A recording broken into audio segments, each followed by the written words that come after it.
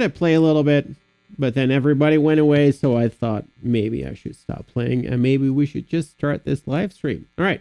So what do I have in store for you tonight? First, what I want to do is sort of explore with you a little bit what happens when you just use your triads over your blues chords and opening up some new melodic possibilities. We're going to have a look at a new way of looking at the pentatonic scale a little bit. We did something similar last week, but this was more in the minor part of the pentatonic scale. This is going to be major pentatonic. And we're going to not really look at it just as a shape, but as a sound that interacts with a harmony. We'll experiment with blending some triads and pentatonic tones and see if we can create some nice dynamic and expressive lines. Now, after that, I think we get to the part where, personally, I think it really gets interesting, because on the third time, what we're going to do is, what I'm going to do is I'm going to introduce one note, just one, and we'll kind of discover together how that note really transforms that whole solo and brings it to another level. At least that's what I think. Many times when we play blues, we have a tendency to do our thing on it and we just play pentatonic and everything stays the same. But after this lesson, you'll have some options. You can choose how your solo is going to sound. And I think that is a very, very powerful and creative tool to have in your toolbox. So I'd say stick around because I think that's going to be a fun thing to do. Just a little question before we get started. Can you let me know what is the most difficult thing for you when you're trying to improvise over something, over a chord progression or maybe over a single chord? What is the hardest part for you, right? Put it in the comments and I'll have a look at it and then maybe we can discover some new things together. Sounds good? Awesome. Okay, so first things first. The pentatonic scale, so most of us know the minor part of it. So right now we're going to be doing C major pentatonic. Most of you probably know it as the A minor pentatonic.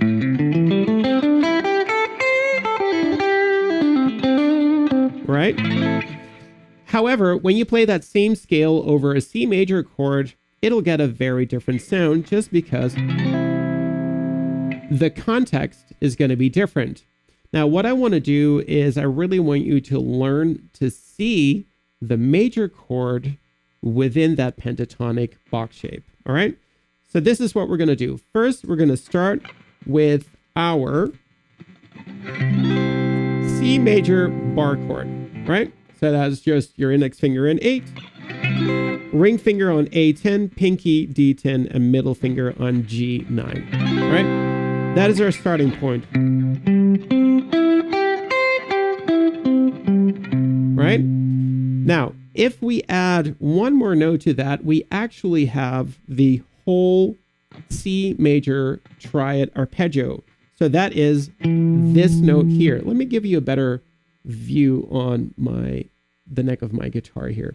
So we would have root, third, fifth, root, third, fifth, and the root, right? Like that. So that's it for C. For the F chord, this is our shape. So that's going to be the A shape. So that is ring finger barring 10th on D, G, and B. And then index finger is going to be on 8th of the A string, right? So what we have here is we have root, fifth, root, third, and another fifth right there. Now, at first, everybody always thinks like, well, those are just the chords, but you can do a lot with just those chords. So let's explore what that would sound like if we would just use those notes.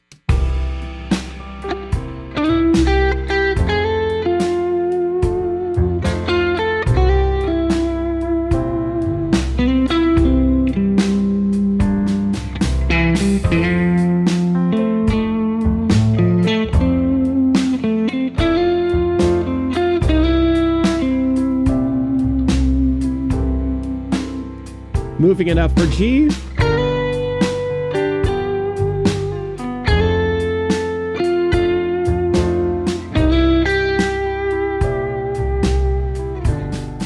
Right?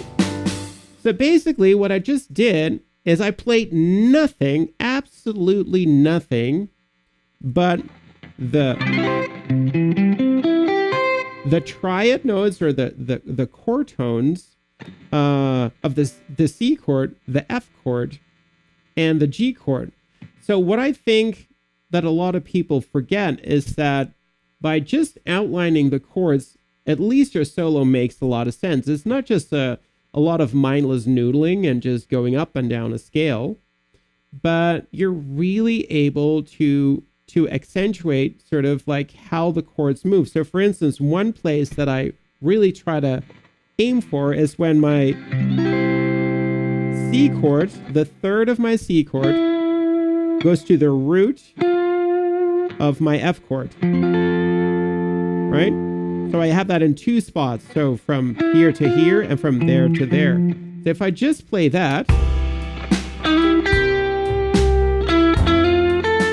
right?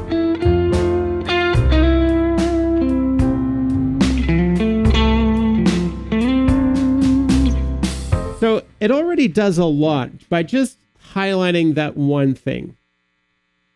So that is our step one. So the first thing that you want to do is to be able to find those triad notes. Now, of course, we talked about the pentatonic scale. So what happens if you play the pentatonic scale?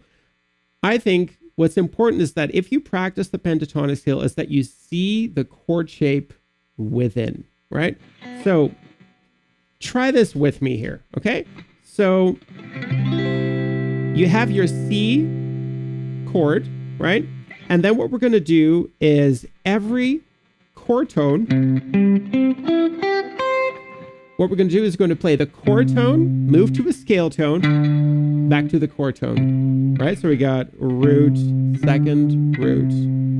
Then here we got fifth, third, fifth, root, sixth to root, third, right? Fifth, sixth, fifth, and root to second to the root. So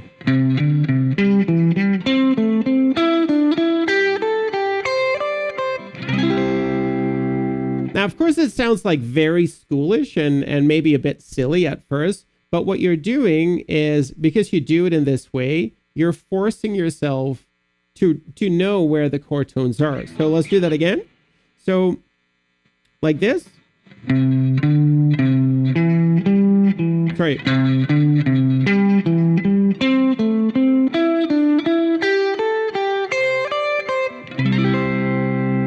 Okay. So even if I just do that over that blues thing here, it sounds like this.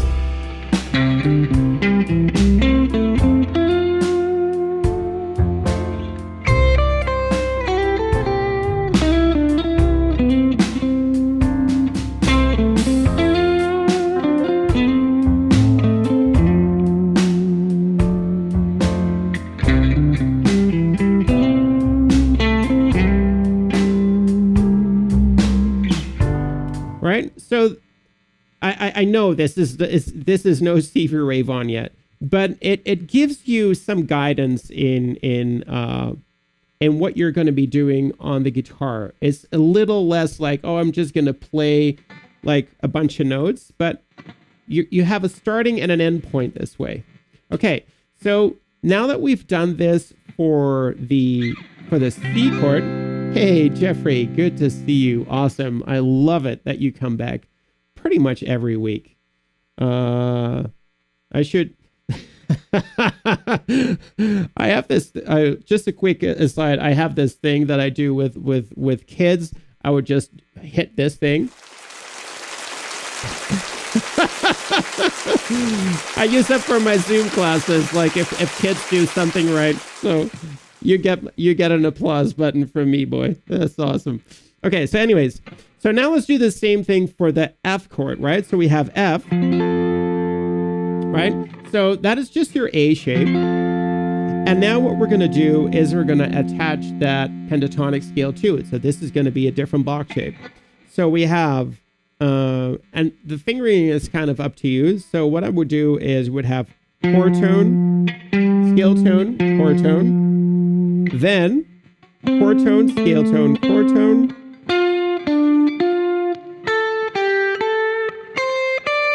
like that. So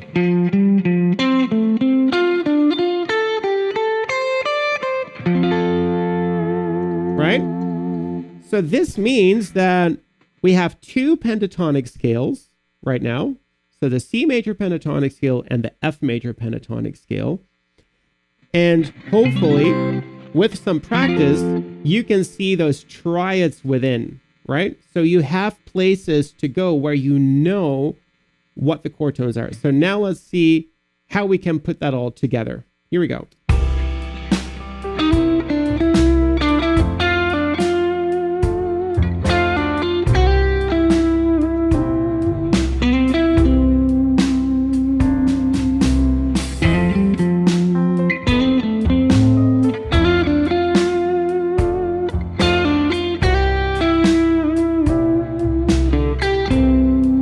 Going to the G, you just move it up.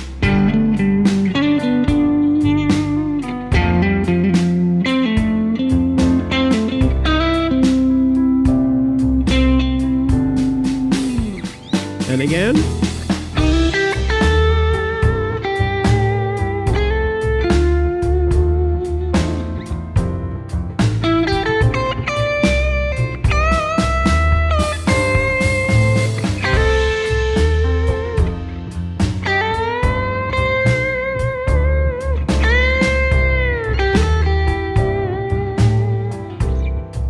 Here comes the G chord, so we move up.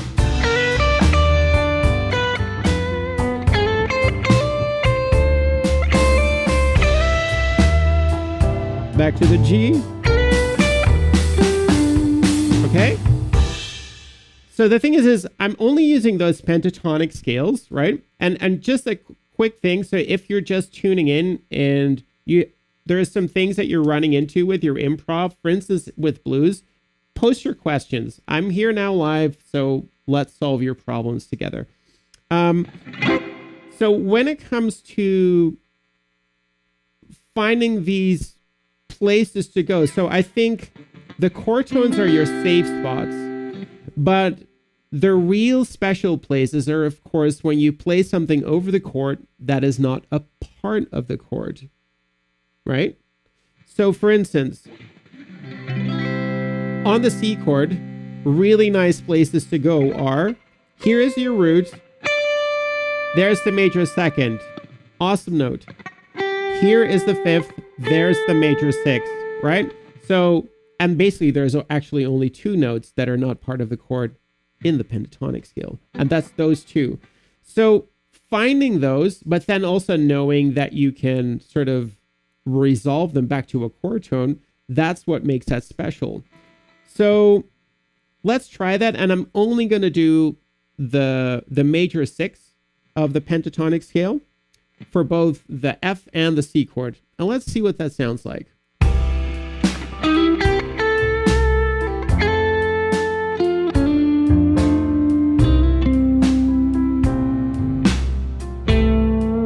So this is major six. Then this is the major six for F.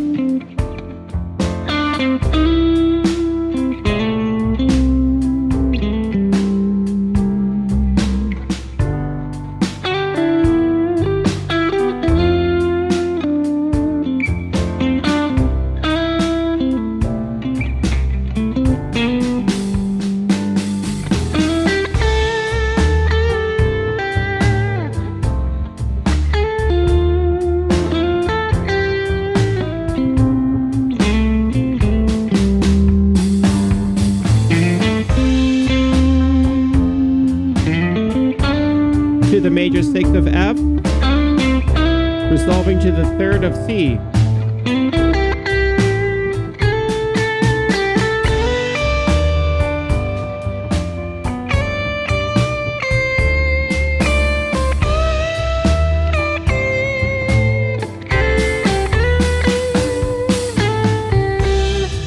So as you can kind of probably, if you're listening to this, there's moments where you feel a melody resolving to something, right?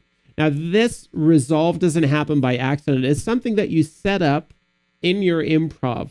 And it's all about finding, how do we say that?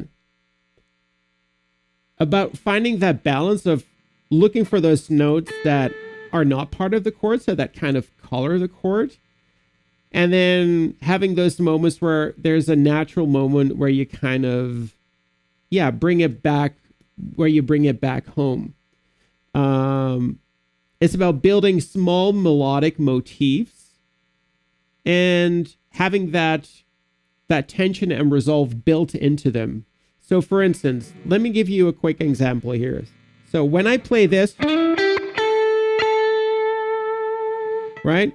So when I play this over the C chord, I know this one is going to have a slight bit of tension in it. So let me show you.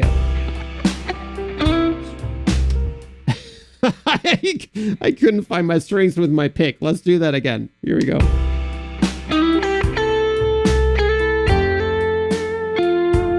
So the funny thing is that if I do that, right? And I go back to it again, now it's part of the F chord. So instead of, you don't always have to resolve it right away on the C chord. You can also resolve it into the next chord. So let's do that again.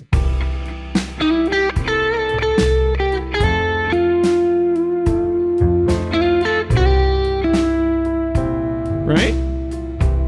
Let's do that again.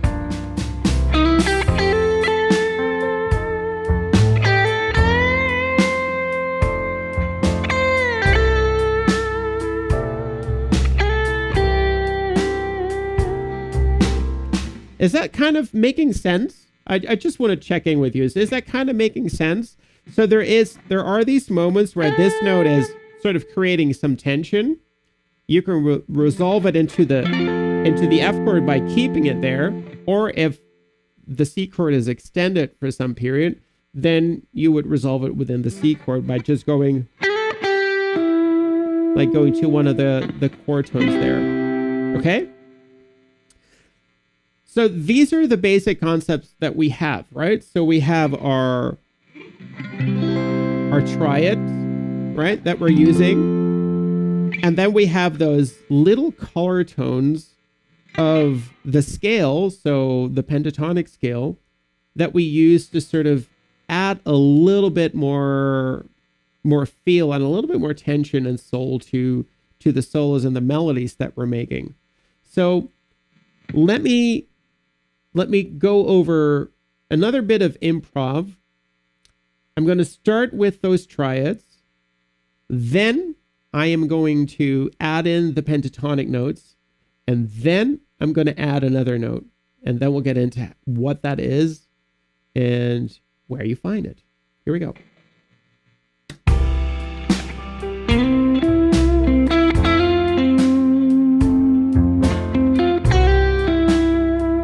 So this is all triad.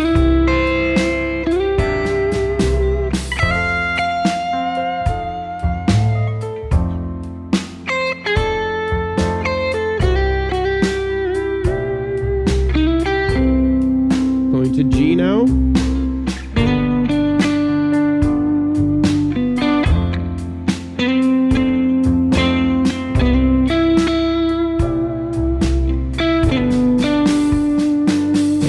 Pentatonic.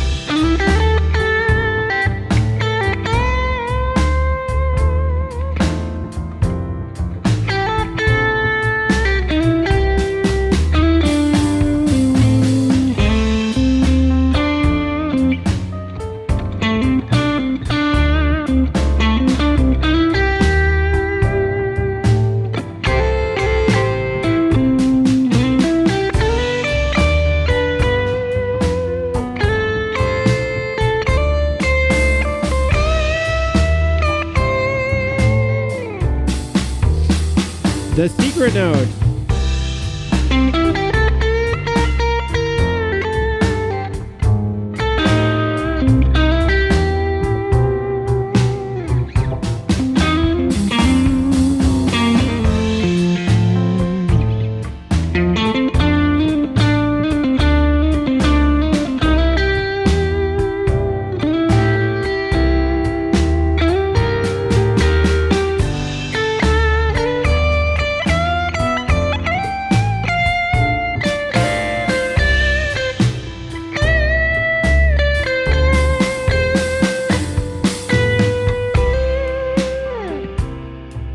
All right. So who can take a guess what the mystery note was? Anyone? Of course, I would have to wait a little bit. So I'm not going to say it just yet. But anyway, so what I did just now is I started with just triads, then it became pentatonic, and then I added like another extra note to it, like to the totality of it. The really cool part is that it's even that idea is a way to build a solo. Usually when guitar players get a solo, they go crazy from the first, from the first bar. But having a thought on where you start and how you evolve your solo is really helpful and can really transform your solos, and also how people experience them. It's one thing to hear someone shred for like 5 minutes, but it's nice if somebody has like a little bit of a story to tell. Okay, so I think nobody's mentioned the note yet. Everybody's just like kind of quietly watching and listening, coming in, going out. So let me show you what the note is. So when I started that third round, what I did was I played this. Right? So over the C chord. Da, da, da. So that is the flat 7. Right? So if we look at it from the triad, we have our root note, our third, our fifth, and a third. Up from there, we have the flat 7. A flat 7 is, you can also see it as a whole step below your root note. And it has a very distinct sound on all 3 of the blues chords. So on the 1 chord, the 4 chord, and the 5 chord. It's unmistakable, and it gives it that, I don't know, that bluesy sound that a lot of people are looking for. Hey, Krishay, is that how I pronounce it? Krishay. So what's really cool about the flat 7 is that it is a half step away from your major 6, and people who've been watching my videos for a little bit longer will know that I will always look for those half step parts where you go from one note to the other and it's a half step. That's usually where the real money is. So for instance, that's why I played third, fifth, major 6, and then that bend, that slow bend up to that flat 7.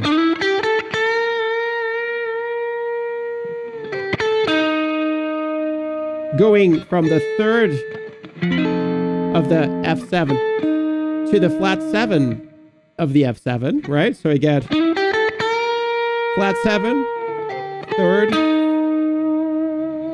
and then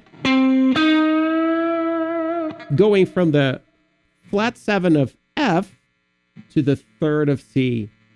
Those are all like a half step away, and that is just, personally, I think that's where a lot of the magic happens with that, what you hear in blues solos.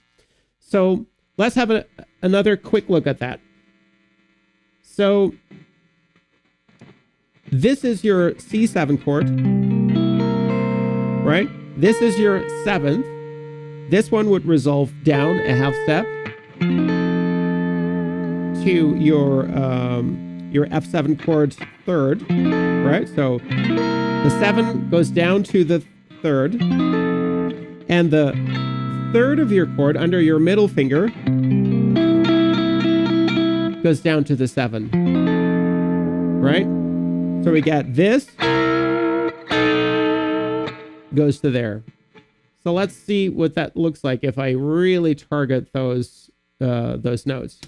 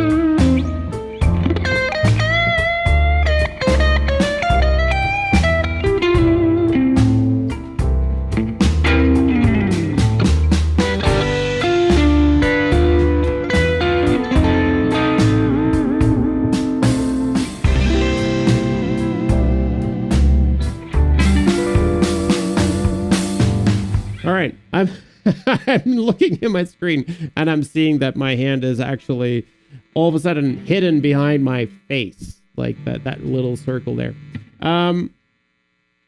Okay, so I'm kind of hoping that this is somewhat helpful. I made a PDF for this, so where you kind of with it go through the steps. So that's available on my Patreon page for those who are members. It's there right now.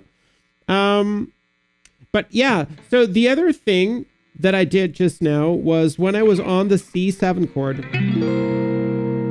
and just before you go to the G7 chord, hold on. We'll be playing Nothing's Gonna Change My Love for You. That's awesome. Yeah, that's awesome that tutorial helps you. It's such a wonderful arrangement. Yeah, that's cool. Nice. Good luck with those college band auditions. That's absolutely awesome. Back to the thing that we were talking about. So when you have that C7 chord, just before you go to the G7, so when you jump into the turnaround, when you have that flat 7 on the C, right, you can push it up a half step, and you would end up on the 3rd of your G chord, which is what I did a couple of times.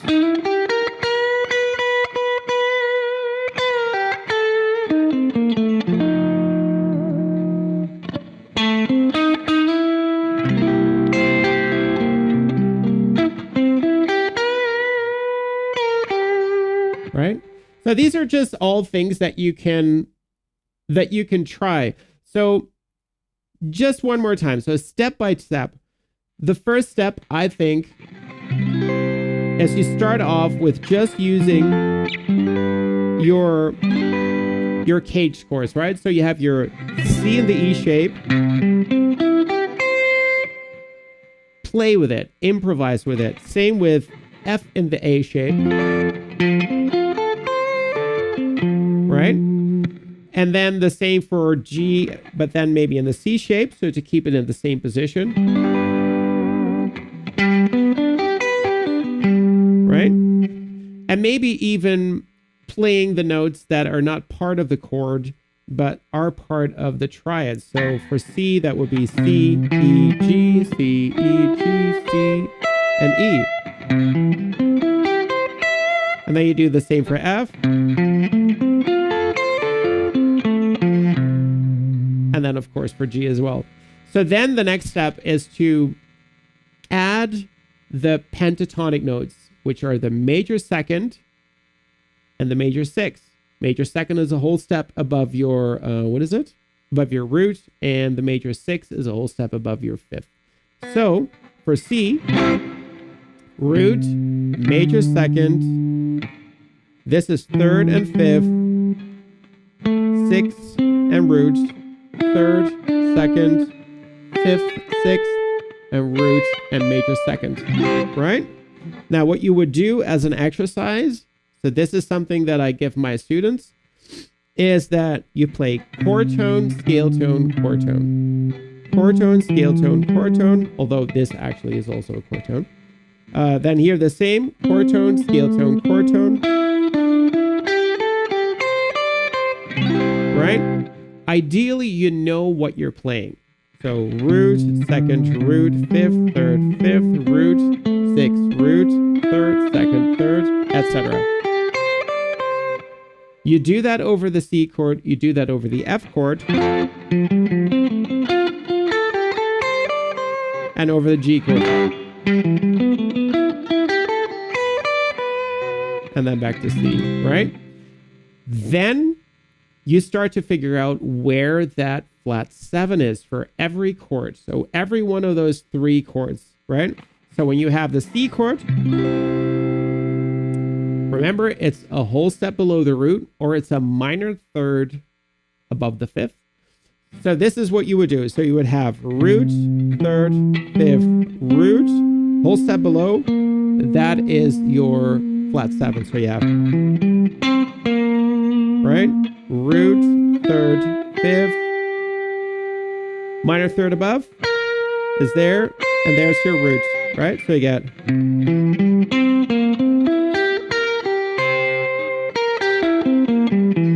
right? That's basically your, not basically, but that is your C7 arpeggio.